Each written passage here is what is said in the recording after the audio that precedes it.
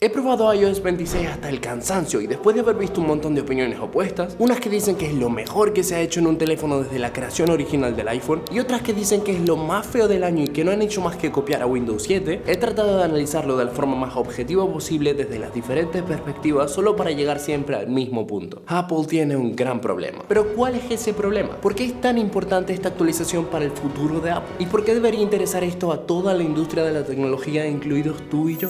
Bueno, para responder realmente bien a estas preguntas hay que reconocer que este no ha sido un año cualquiera para Apple. Después de haber pasado un infierno de críticas durante más de 8 meses por la tardanza y retraso hasta 2026 que han tenido con su prometida revolucionaria inteligencia artificial y sobre todo el descontento de los accionistas de la empresa, no tanto de los usuarios, Apple sabe que necesita algo que les devuelva la estabilidad mediática que tanto tratan de mantener. Y a pesar de lo que algunos escépticos puedan creer, entre ellos estaba yo, la inteligencia artificial sí es algo que le interesa mucho a los accionistas. De hecho, tanto es así que hace unos días, con tan solo unos rumores de que Apple pueda comprar Perplexity, una empresa líder en inteligencia artificial, subieron las acciones. Por cierto, quédate con ese nombre porque va a ser clave para entender un punto importante en un momento. Sumado al anterior, en los últimos 365 días Apple ha tenido algunas pérdidas grandes de poder debido a diferentes regulaciones de la Unión Europea que no solo buscan quitarle ciertas ganancias que a su parecer son injustas, sino también gran parte de lo que llaman el monopolio tecnológico. En fin, todo esto para decirte que no están en su mejor momento. Pero ¿qué tiene que ver esto con el problema de Apple o con que iOS 26 sea bueno o malo? Quédate conmigo, todo va a tener sentido en un momento. Muchos de los accionistas de Apple son personas como tú y como yo, personas que se esfuerzan por cuidar su dinero. Por eso han invertido en una de las empresas más estables del mundo, esperando que sus ahorros o crezcan o al menos no se devalúen. Y claro, no podemos olvidar las instituciones grandes que tienen acciones y han invertido incluso más dinero todavía. Todos ellos saben lo excesivamente rápido que se mueve la tecnología y con la inteligencia artificial hemos pasado de 0 a 1000% en solo un par de años. Además, la competencia directa de Apple como Google, Samsung, Microsoft o incluso cientos de empresas nuevas están haciendo avances gigantes en la industria, haciendo mucho ruido y llamando la atención de nuevas personas que quieran invertir su arduamente trabajado dinero en ellas. Estas personas razonan que si Apple se queda muy atrás, como de hecho ya lo está o al menos eso parece, para cuando salgan esas funciones tan esperadas, sus competidores ya estarán varios pasos por delante. Y ya sabes cómo es esto, oportunidades de negocio perdidas es igual a dinero perdido. Y si encima a esto le añadimos que aunque tienen uno de los negocios más rentables del mundo, respecto a hace un par de años han bajado sus ventas un 2%, es lógico entender la presión que supone para ellos y para quienes confían en su trabajo financieramente. Todo esto nos lleva a iOS 26 y su problema, que podemos dividir realmente en 3 problemas. Y quiero que en realidad empecemos hablando de lo bueno de esta actualización, porque por supuesto no todo es malo, ni mucho menos. En un evento lleno de novedades, aunque vacío de inteligencia artificial,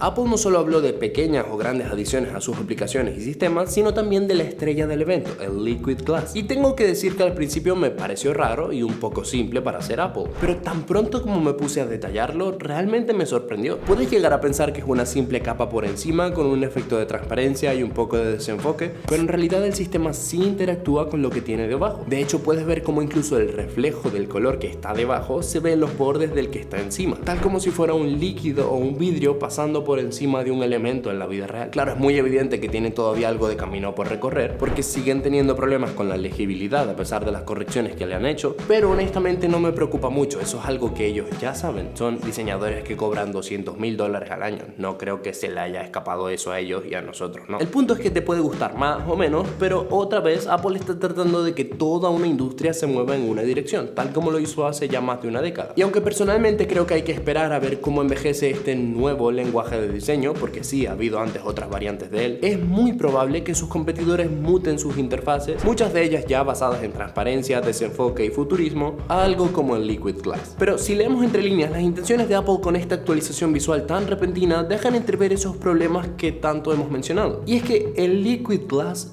no era necesario. Está cool, sí, está bonito, sí. Es posible que tras ver toda la carga que llevan encima quieran usarlo como una curita, como una pequeña alfombra bajo la cual esconder todas las dificultades por las que están pasando. Es muy posible. Y es que estamos hablando de Apple, la empresa que espera 4 años para ver cómo funciona una tecnología en sus competidores antes de ponerla en sus dispositivos. ¿Me estás diciendo que ahora quieren ser innovadores?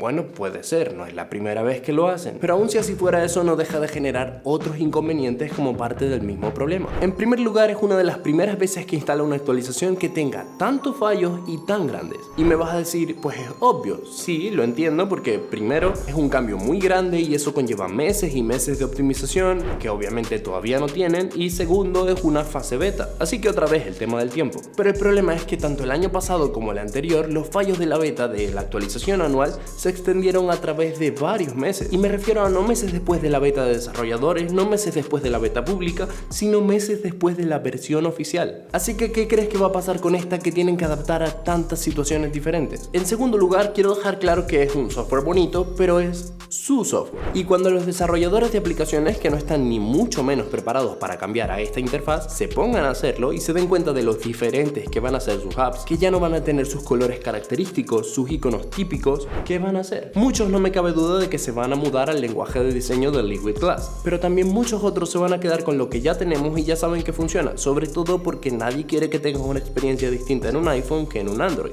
Ningún desarrollador quiere eso. Y aunque eso obviamente no es culpa de Apple, es más una consecuencia lógica, sigue siendo una consecuencia que hará que cuando entremos a una aplicación y veamos la falta de cohesión que hay entre el sistema y la aplicación, probablemente no nos quejemos, pero nos acordaremos por lo menos un par de veces de Tim Cook. En tercer lugar, durante varios meses, la verdadera Apple Intelligence seguirá sin estar con nosotros. Y eso parece poca cosa, pero no es algo que un simple lavado de cara hará que olvidemos. Me refiero a que, y esto es obviamente una hipérbole, pero ¿comprarías un teléfono que no tiene internet sabiendo que el resto de marcas lo tienen? Seguramente no. Y queramos aceptarlo o no, la inteligencia artificial se está convirtiendo en el nuevo internet, en el sentido de que es algo obligatorio. Tanto así que incluso el mítico ex diseñador de Apple, Johnny Ive, está colaborando con OpenAI, empresa con la que Apple también colabora, para hacer un nuevo dispositivo de inteligencia artificial. O sea que los colaboradores de inteligencia artificial de Apple pueden hacer algo que ellos mismos no.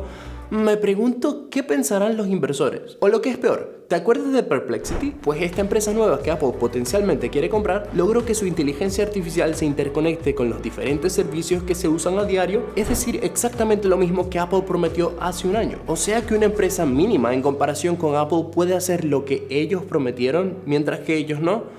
Me pregunto qué dirán los inversores. Ahora bien, Apple es la empresa tecnológica más poderosa del mundo, y aunque esa sea justo la razón por la cual decepciona tanto que fallen así, también creo que es la razón por la cual no creo que lo hagan durante mucho tiempo. Pero lógicamente, una cosa no quita la otra. Mientras tanto, solo queda esperar a la futura Siri, a que todos nos acostumbremos al Liquid Glass y a que iOS 26 no nos falle tanto. Pero estas son solo mis opiniones y como siempre quiero leer las tuyas en los comentarios. Nos vemos en el próximo vídeo.